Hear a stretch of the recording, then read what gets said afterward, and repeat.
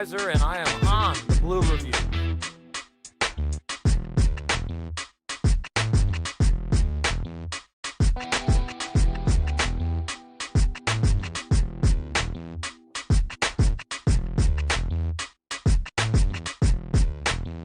Hey, this is Sean Green. You're watching the Blue Review.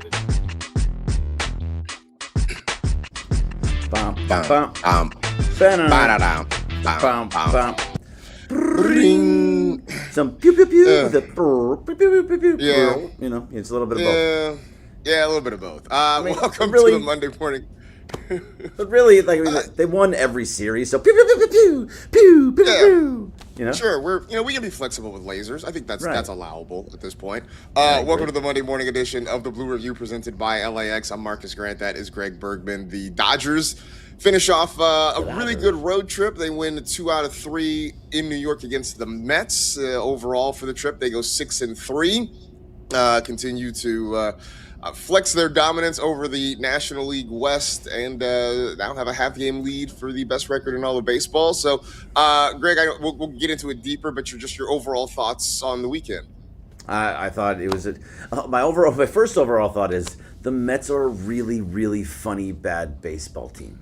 Like, over and over again, I found myself laughing every time they made some little stupid mistake that should be really easy to make some of these plays. Double play balls being thrown into the outfield. Double play balls where the pitcher completely misses the bag. Oh, God. Just over and over again, nonsense from that team. I think they fall into a broad category known as Mets stuff. We'll leave it at that. The Mets are Metsing. They are Metsing, so we'll get into that and more. Also, some good news potentially coming up for the week ahead for the Dodgers on the injury front. But first, want to let you know the Blue Review is powered by LAX. The next time you're heading to LAX, look up. You'll see the future of airport travel in action as the all-new electric Skylink People Mover train is undergoing testing. For more information, visit lawa.org/ESPN. I can tell you I was at LAX this weekend, was out of town, but did see. It looks nice. There's like a little bright, shiny station. I saw it last night. It's well lit. It looks very futuristic. So, yeah, it's very cool over there at LAX. I like it. I should take some pictures next to it next time.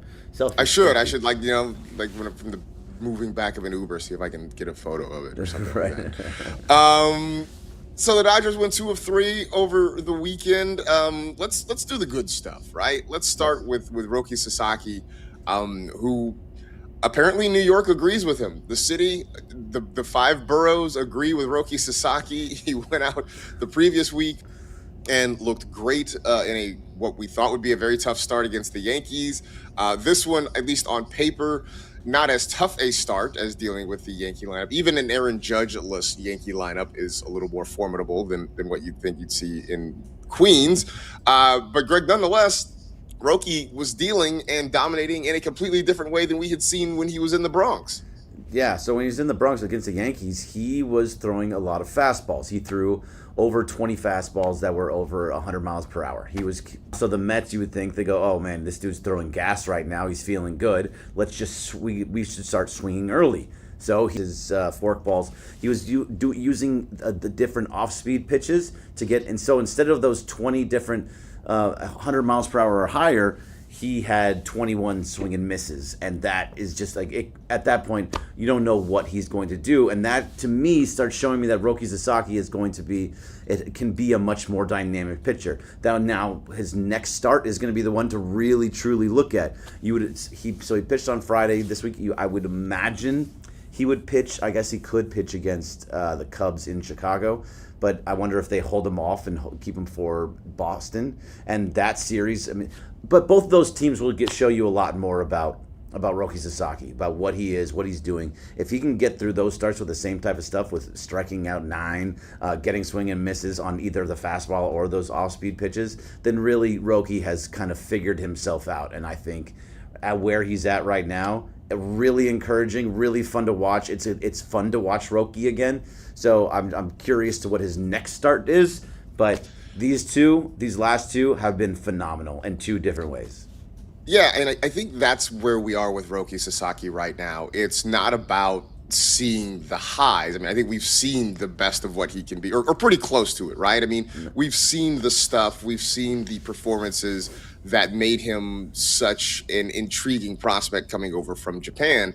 Now I think what we need to see is the consistency. And so when I say that, like, I don't necessarily mean, you're going 7 innings, giving up 1 run, where you feel like, okay, he's got a chance the team has a chance to win. I think the biggest thing, Greg, I will say, in his improvement, in his development this year, he's really, I think, done a good job of preventing a small thing turn into a really big bad thing, right? Like, I thought we saw that a lot. We saw it last year at times. We definitely saw it in spring training where something goes wrong, right? It's a walk. It is, a bloop single that gets in. Maybe it's a misplay in the field, and somehow that snowballs into 3 or 4 runs in an inning. I think he's sort of gotten a lot of that out of his system. I think he's sort of learned to battle through that. But I think, Greg, it's just about him putting together starts where, okay, so he pitched well against the Yankees. He pitched well against the Mets. Next time out, can he give the Dodgers 6, 7 quality innings and then turn it over to the bullpen with a chance for them to win? That is the goal, I think, for me with Roki Sasaki. Yeah, and I think that's what he's kind of showing right now. And I got my weekday games mixed up. Seattle is this week and Chicago is next week. So he's scheduled to pitch against Seattle next Thursday. So again, another team that is at the top of their division and it has a lot of power. But we're going to see a lot from what he does against Seattle. But I think you're right. Like getting it to the bullpen in a situation where he can go 6 or 7. He went. He did his job. They won the game with they did give up some runs from the bullpen, but he got deep into his game. That's always it, and he's not throwing. I found something, and I don't know if I saved it or not. Okay, so Roki Sasaki's last 3 starts. Are you Midwestern all of a sudden? What happened? Roki Sasaki. Right. But it's Monday. It's early. Like, kind of need to have a little more coffee first before we start doing this. Roki Sasaki's last 3 starts. This is from Paceball on Twitter. 18.2 innings pitched, which you're going to give me an average of 6 innings pitched? Mm-hmm. Awesome. It's amazing.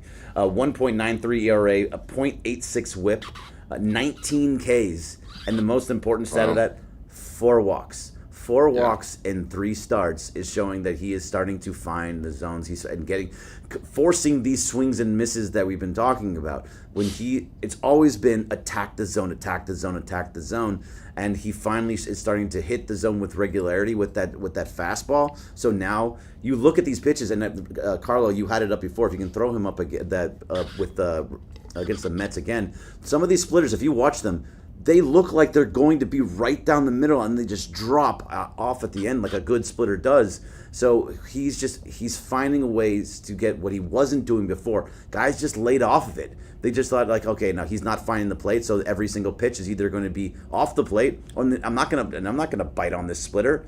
You kind of have to if the guy's throwing 100 miles an hour, which he didn't do very much against the Mets. It was sitting right between about 98, 99.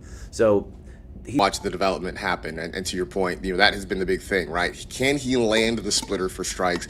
And it doesn't have to be a thing where he's doing it, or doesn't have a great fastball, but if you throw it once, then at least they have to pay attention to it. And I think that's where we are with the splitter. Now he's getting better command of it, and now teams are really having to pay attention to it, and now they have to decide, like, okay, this thing, is it going to be a strike, or do I have to go get it? And then when it disappears out of the zone, then you're starting to see a lot more swing and miss.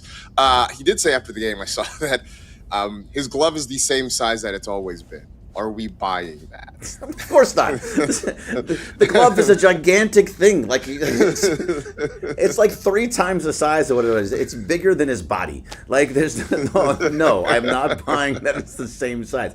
There's visual evidence. If you put it side by side, the glove is much bigger.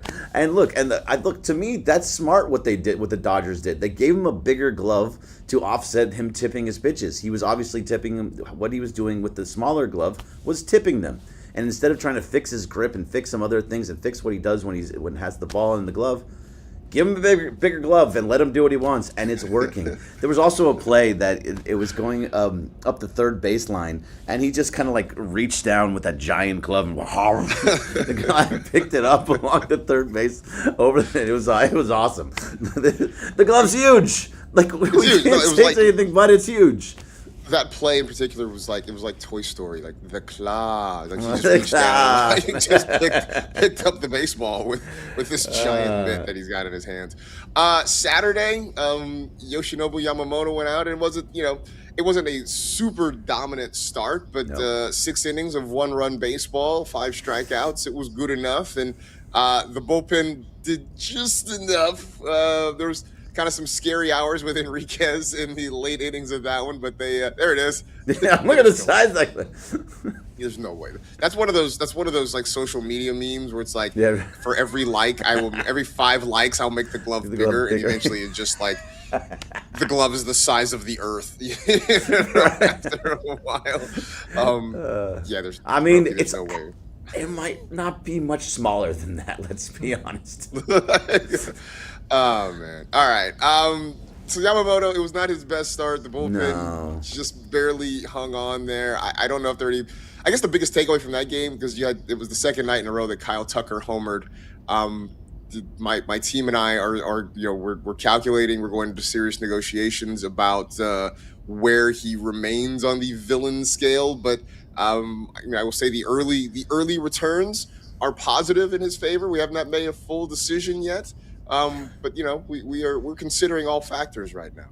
Oh, as you should. I mean, like he should still be on the list. He does not come off because he had 2 games where he looked good. But I will say this: that game on Saturday where he did hit that big home run, he also had another one, but he went on the right field side that just missed another home run. So he is starting to find his swing. He's starting to find his power swing. So I think that is something that should be exciting to watch.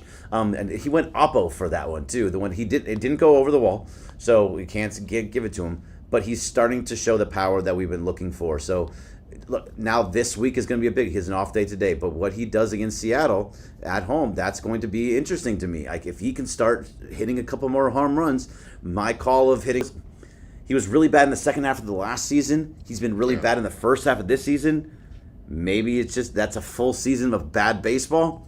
Maybe it's time to start looking like Kyle Tucker again. I think that's sort of where we are. At least that's where I am with Kyle Tucker at this point. But otherwise, a pretty good weekend for him. Then we get to Sunday. Emmett Sheehan on the mound, and the Dodgers lose 8-3. But I don't know that we can lay that at the feet of Emmett Sheehan, can we? Well, you know how I know how you feel. I know how you feel about Emmett Sheehan. So I guess that's a little bit of a loaded question. Yeah, it's a little bit of a loaded question. I would not say this is another one of those outings, and I don't know how he does it. They said it over and over again on the broadcast too, so it's not just me. He was effectively wild. He was all over the place, and the Mets are just a bad team that made him look okay, made him look pretty good, and keep his numbers down. But this is how I feel about how he looked against the Mets is how I felt how he looked against the Padres in both of those outings where he pitched well. Like these were not good. He didn't look good. If he was playing a good team, he would have gotten destroyed. Even Anthony Machado in our group chat was talking about how, leave it to the Mets to make to make Emmett Sheehan look good. This version of Emmett Sheehan look good. He hasn't looked good. He had an opportunity. This was an opportunity for him to really show that he is starting to move forward.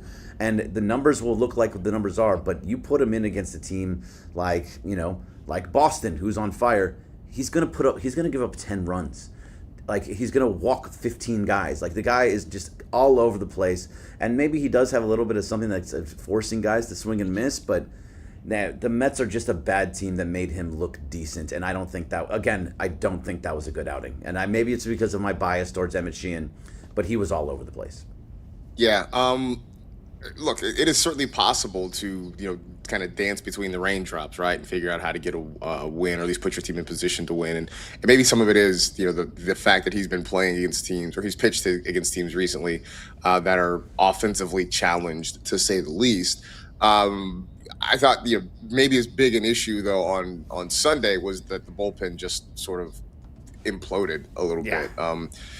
Jack Dreyer has been wildly inconsistent since he's come back. Evan Phillips gave up a run.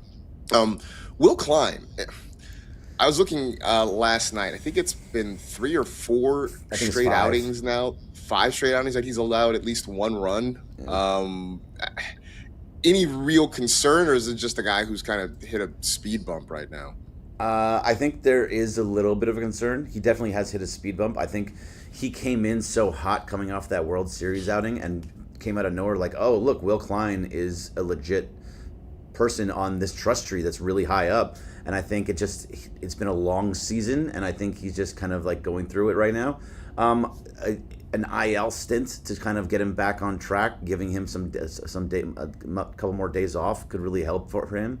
But yeah, he's been giving up runs. Evan Phillips too. I think Will Klein overall though is somebody that they would love to get back to where he was earlier in the season, but he's been struggling recently. Evan Phillips, since he's come back, has given up I think 4 or 5 runs, and it's all been by the home run. Like he's just giving up shots. He gave up a home run on Friday and he gave up a home run on Sunday. So he's kind of getting hit a little bit right now, and he's still working his way back, so that's fine. But he's going to be important going down the line. But this bullpen is starting to show show wear and tear. So that's why it's nice to have Evan Phillips back and nice to have Brock Stewart back who looked good. Henriquez even gave up some runs on Saturday. So the bullpen has been a little bit rough recently, giving up some runs, but I think they're going to be okay. It's just that they need to maybe get a couple new arms in there. Yeah, well, and to that effect, Edwin Diaz is expected back this week, so there's a chance we could see him as soon as tomorrow night. The Dodgers off today, but could see him potentially tomorrow night, depending on how the game goes against the Mariners there. And then Blake Snell. I think Diaz is Wednesday. Is it Wednesday? Okay. He's Wednesday. So then we'll see him possibly later this week. We'll see how it goes.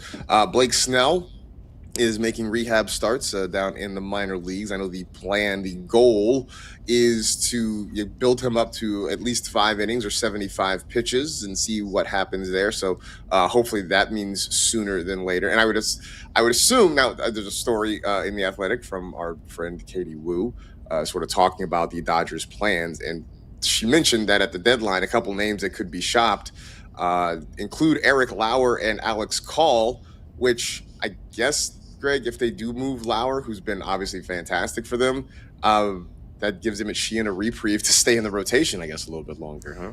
I mean, is that what we want, though? I'm sorry. I shouldn't hate on Emmett Sheehan so much. I don't know why. I'm just playing the numbers game here. That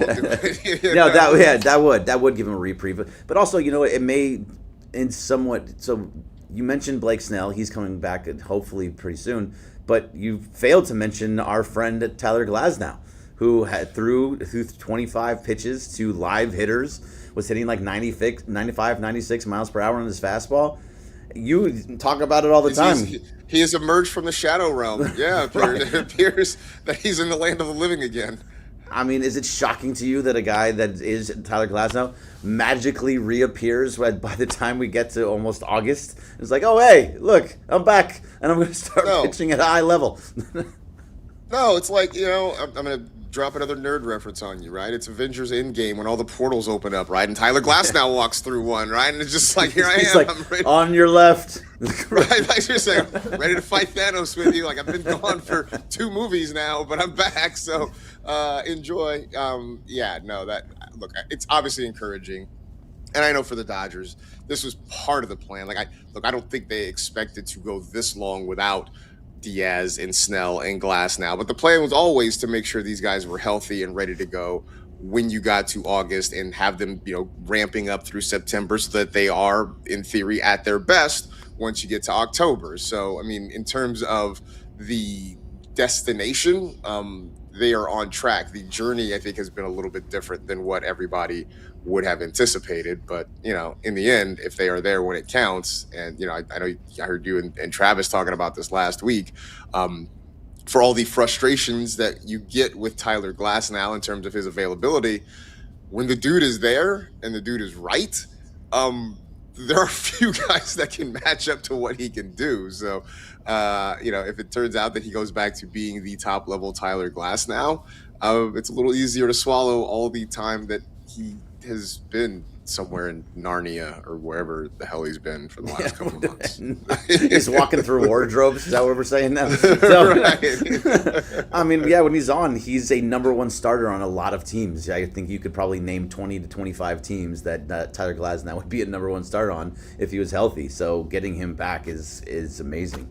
One other guy, since we only have a couple minutes, that's coming back Tuesday, tomorrow. Kike Hernandez is going to be coming back. Which, remember, Kike Hernandez, when he came back before, was 4 for 4 and was looking great. And then he got couldn't hurt. make an out, right? Right. Like, He was awesome, and he was making great plays in the field, and then he was out. But he's coming back tomorrow, which, I mean, it's got to be Alex Freeland moves himself down to AAA because he barely even sees the field at this point. He's like a late game pinch hitter at this point, so I can't imagine. He hasn't started a game in 3 weeks. So I would assume he goes down. Yeah, I would think he's probably back in Oklahoma City once Kike Hernandez is activated. Again, that was another thing that I think we kind of, when the whole team was healthy, I think we sort of knew that Freeland's time was going to be up there, and so they're getting a little bit closer to that at this point. So, all right, no game tonight for the Dodgers. They will get ready for the Mariners coming into town starting tomorrow. So we'll preview that. And also, we maybe talk some trade deadline stuff, too. Because I mentioned Katie Wu put out an article, and she talks about some of the Dodgers' plans potentially for that. We're getting close. Yeah, we should try to get Katie on this week if she's available. Like Wednesday? Sure, I'm down for that. If we produce the show on the fly, everybody. That's fine. Anyway, stick around. The Sedano and Cap Morning Extravaganza are coming up right after us. Thanks to everybody in the chat. Thanks to Carlo for production assistance. But that'll do it for this edition of the Blue Review presented by LAX. For Greg, I am Marcus. We'll see you tomorrow, 6:30 to 6:55 here on the ESPN LA YouTube channel. See ya. The Blue Review. The Blue Review. All right.